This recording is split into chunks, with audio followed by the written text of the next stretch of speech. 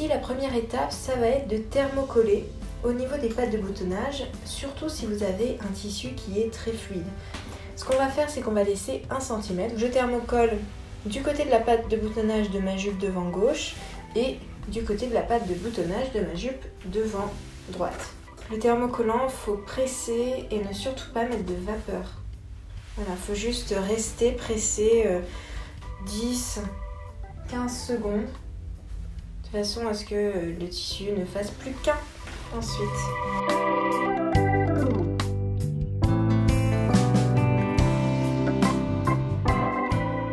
Selon le degré d'opacité de votre tissu, vous voyez, moi c'est un peu transparent, donc je vais doubler ma jupe. Mais si votre tissu n'est pas transparent, ce qu'on va faire, c'est qu'on va donc replier ici notre centimètre de couture au fer. Et pour finir la patte de boutonnage, on va tout simplement faire comme ça, pour rentrer bien tous les bords pour qu'ils soient bien propres.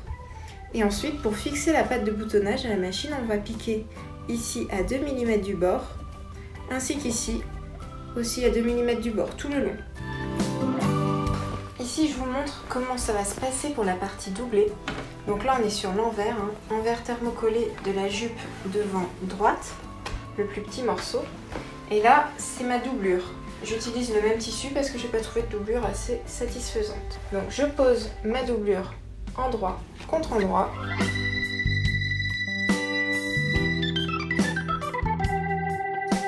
Et on va ici piquer tout là à 1 cm du bord. On fait ça pour la jupe devant gauche et la jupe devant droite.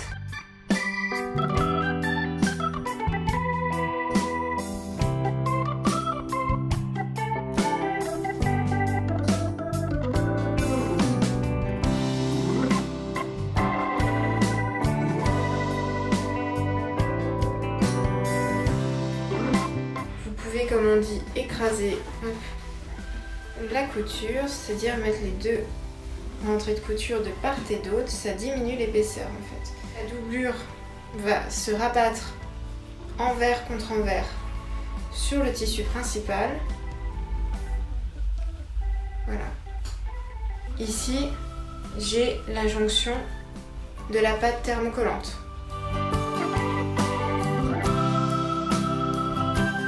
Ici, c'est au choix. Soit vous faites des surpiqûres de part et d'autre, soit non. C'est vrai que j'aime pas rajouter de couture.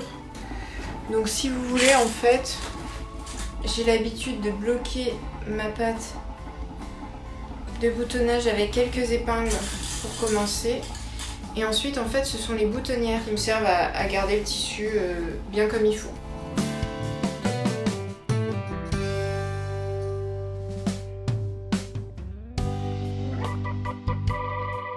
Alors ici, c'est la partie où il ne faut pas trop s'emmêler les pinceaux, puisqu'on va solidariser tous les bouts de la jupe ensemble.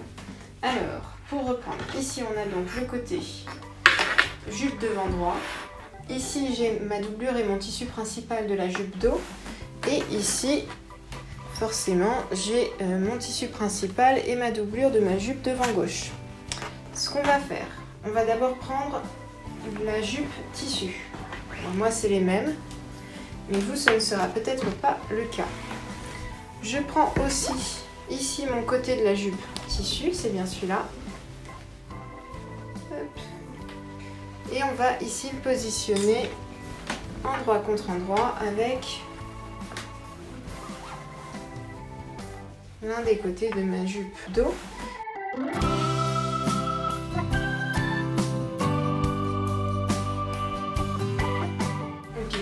Ici à 1 cm du bord.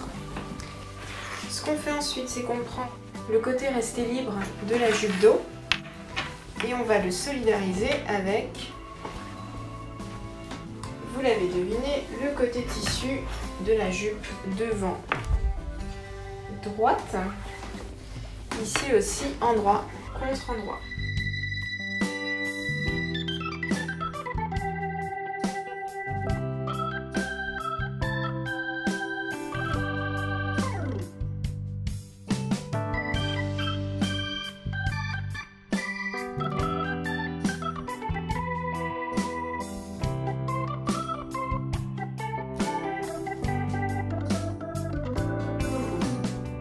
tout va bien. Quand vous retournez, vous avez donc votre doublure qui arrive au niveau de la couture de côté, jupe devant droit, jupe dos.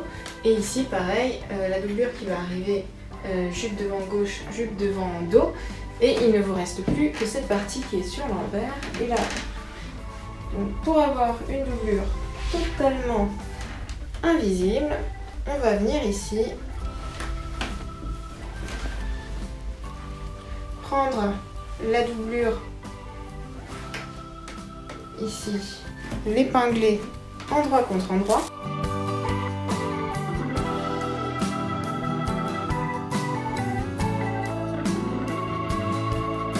Ensuite, on prend l'autre côté et vous devinez forcément ce qu'on va faire. C'est qu'on va ici aussi épingler endroit contre endroit.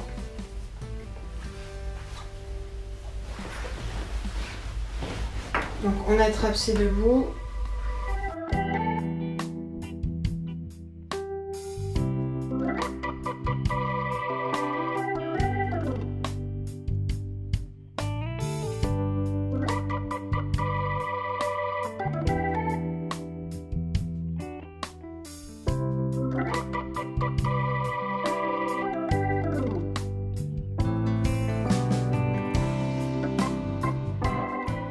Une fois que vous avez fait toutes vos coutures, moi je vous conseille d'écraser toutes les coutures que vous avez faites les unes après les autres.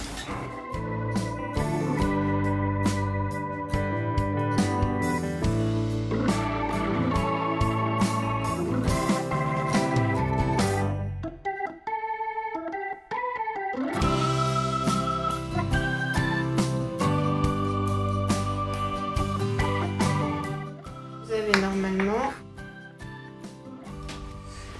toute votre jupe qui est doublée, donc des deux côtés.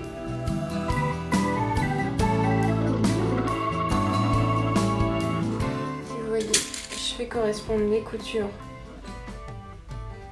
donc deux côtés de la doublure et du tissu. J'épingle tout le bord supérieur qui correspond à la taille, à la ligne de taille en fait, à laquelle va se solidariser la ceinture. Parce qu'en fait, on va ici tout le long bâtir des fils de fronce. Pour les fronces, on reste ici au point droit, mais on va ici allonger au maximum la longueur de point. Moi c'est 4,5. La tension de fil, on la laisse à 0. Je fronce pas la patte de boutonnage. Je commence les fronces après. Super important, on reste en marche avant, pas de point arrière.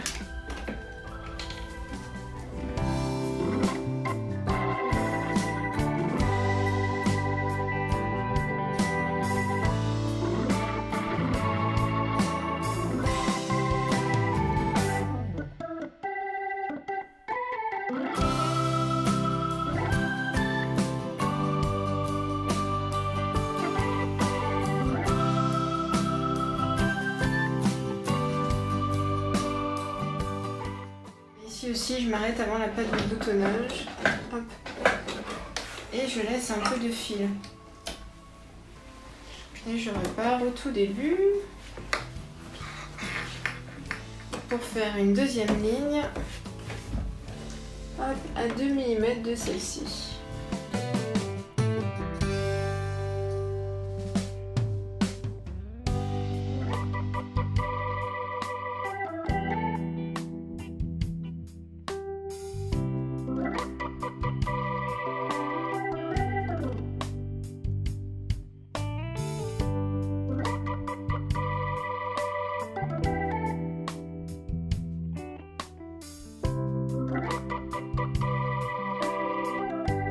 On prend la ceinture et on va, comme pour les pattes de boutonnage, thermocoller l'un des côtés, pas les deux, sinon ça va faire trop d'épaisseur, ce sera trop rigide.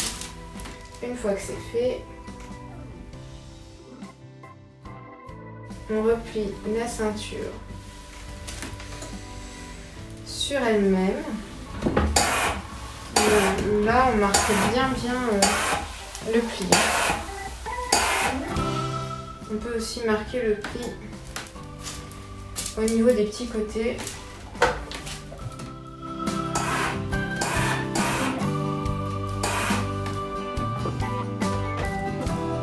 Puisqu'ensuite, quand on va ramener ici, vous voyez, il faudra ici que ce soit bien net. Quand la ceinture est prête, vous reportez bien l'écran et on va passer à l'assemblage avec la jupe. Ici, on a notre bord supérieur.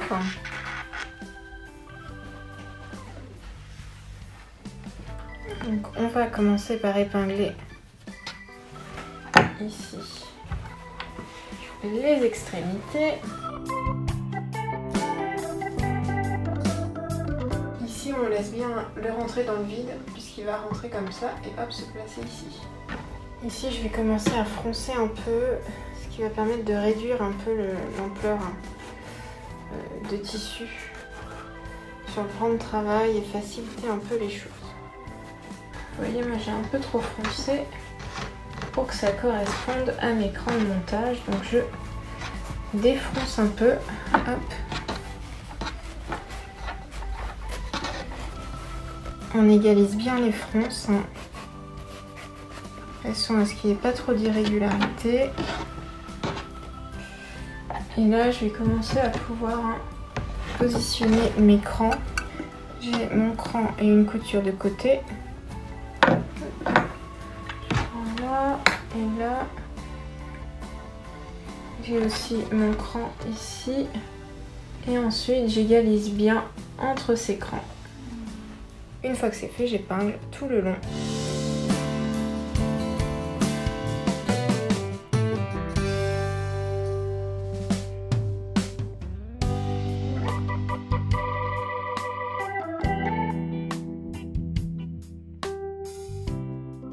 Avant de piquer, vérifiez bien que vous êtes endroit contre endroit, hein, c'est hyper important. Et là, vous voyez, j'ai tout attaché. Donc je vais piquer ici à 1 cm au point droit, tout le long. On repositionne bien son point classique à 2,5, c'est super important.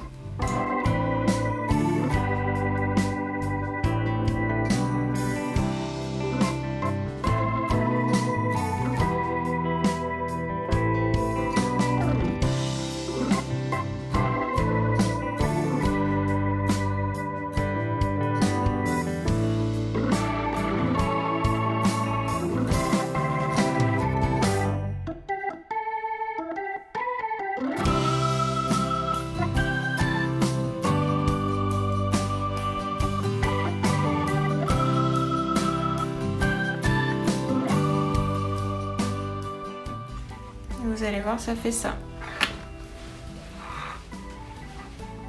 S'il subsiste des fils de bâti, c'est pas dramatique. Vous voyez, là j'en ai. Je vais les enlever ensuite au découvite.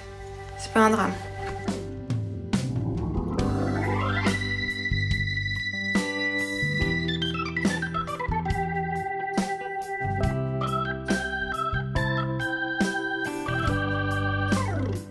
Ce qu'on va faire dans un premier temps, c'est qu'on va repasser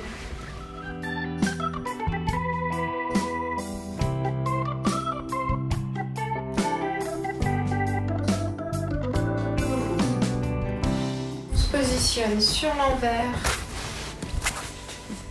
et on va ici faire un repli de 1 cm.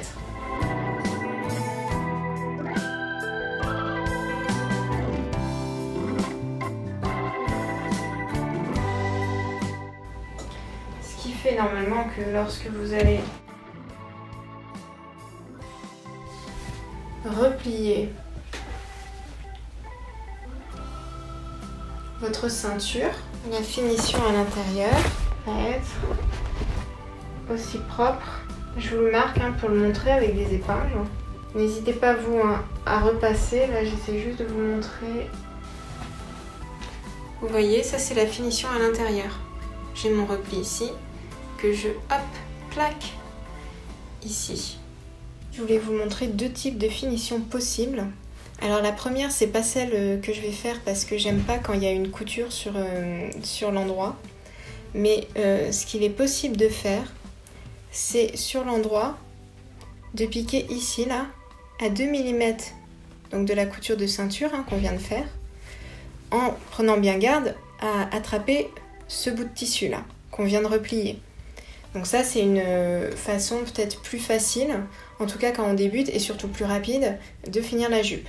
Donc vous aurez juste ici, hop, une couture qui va bien maintenir la ceinture ensemble.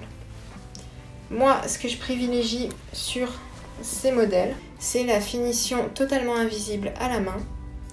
Et alors pour ça, il va falloir s'armer d'une aiguille en fait, et on va ici attacher en fait la ceinture.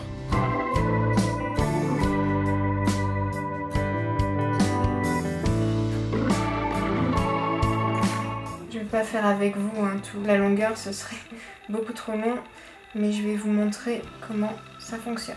Donc ce type de points, je vais les faire à la fois ici pour fermer la ceinture, et ici je fermerai à point coulé. Donc hop, je prends mon tissu ici de la doublure, je vais piquer dans la ceinture.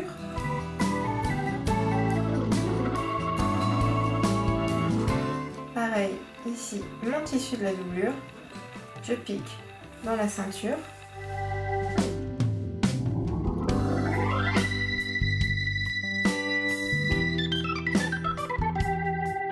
En gros, ici, il faut que ce soit d'égale distance et ici qu'on reste sur la même hauteur.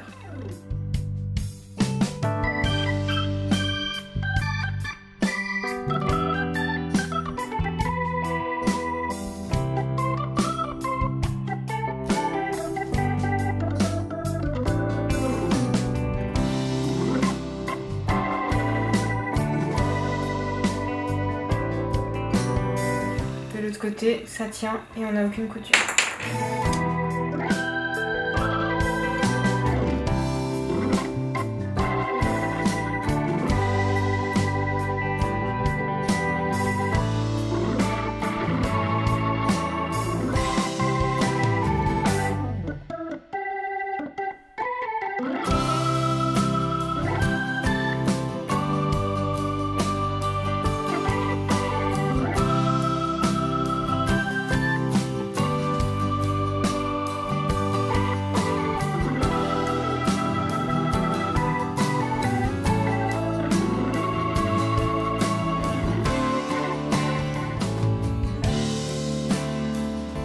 Pour l'ourlet, je vais vous proposer deux solutions. Alors c'est l'ourlet classique. Ici j'ai bien ma doublure et j'ai bien mon tissu principal. Ce que vous pouvez faire, c'est pas ce que je vais faire, donc je vais pas montrer le déroulé. Mais vous pouvez ici bâtir les deux bouts ensemble. Ça vous permettra vraiment de travailler comme s'il n'y avait qu'un seul tissu. Si vous voulez pas bâtir, vous pouvez aussi surfiler, ça fonctionne. Et ensuite on fait comme un ourlet classique, c'est-à-dire qu'on va faire un premier repli à 3 cm. Tac. Et à l'intérieur, on va replier donc 1,5 cm et on piquera soit l'ourlet au point d'ourlet invisible, soit au point d'ourlet classique, donc tout le long de l'ourlet. Ça c'est un ourlet qui se voit, c'est pour ça que ce n'est pas celui que je vais privilégier pour cette jupe. Ce que je vais privilégier moi, c'est l'ourlet mousseline. Alors l'ourlet mousseline, c'est possible quand on n'a pas piqué sa patte de boutonnage, parce que si, hop, on déplie sa jupe, tous les bords se suivent en fait. Et du coup ça va faciliter notre ourlet, puisqu'on va pouvoir le faire absolument tout le long. Alors pour l'ourlet mousseline, on se positionne sur l'endroit du tissu. Et ce qu'on va faire, c'est qu'ici on va, là je suis au niveau de ma patte de boutonnage, on va replier environ 1 cm. On va faire ça tout le long et on va piquer au plus près de la couture. Je dirais 1 ou 2 mm si possible.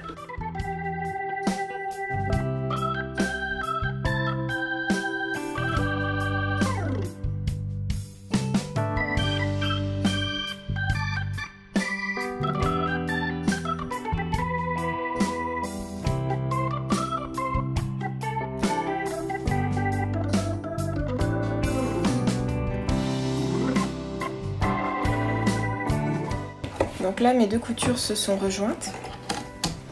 Je vais couper les fils. Et en fait là, ça va être un peu long. L'idée c'est de couper le rentré au plus près de la couture sur toute la longueur.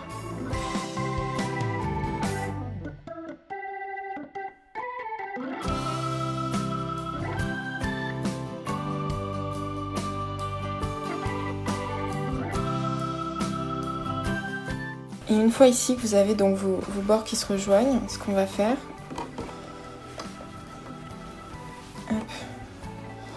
c'est qu'ici on va replier, vous voyez, donc on replie vers l'envers et on va piquer sur la ligne qu'on a fait précédemment. On doit vraiment être au plus près du bord plié, c'est-à-dire environ 2 mm.